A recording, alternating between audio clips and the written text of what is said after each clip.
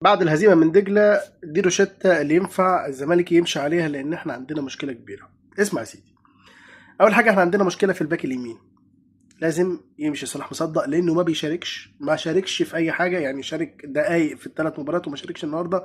فصلاح مصدق اسم اجنبي على الفاضي موجود عندي، فيمشي ويجي مكانه باك يمين، ويجي مدافع مكان صلاح مصدق عشان يسند مع محمد اسماعيل والونش وطبعا حسام عبد المجيد والزناري كده موجود، يعني كده كده، بس لازم يبقى فيه مهاجم مدافع تاني.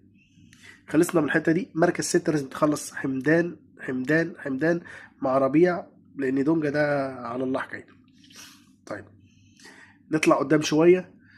المشكله الكبرى بقى راس الحربه والوينج رايت. راس الحربه الجزيري يمشي، ويجي مكانه فيلي تراوري راجل مسوح الليبي. هو ده اللي ينفع الزمالك، وهو ده اللي هينقل هجوم الزمالك لحته تانية. طيب، محتاجين بقى وينج رايت يكون تقيل جدا جدا جدا. ادم والناس موجود ماشي، في حد تاني اقوى يكون بستايل كوتيسا؟ يا ريت. لو عملنا كده وعرفنا كمان نخلص محمود صابر من بيراميدز اللي فاضل له موسم، تبقى انت عرفت تعمل سكواد كويس يقدر ينافس.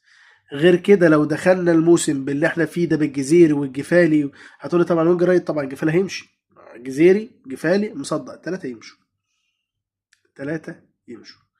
ده رأيي، ولو ده ما حصلش احنا لبسنا.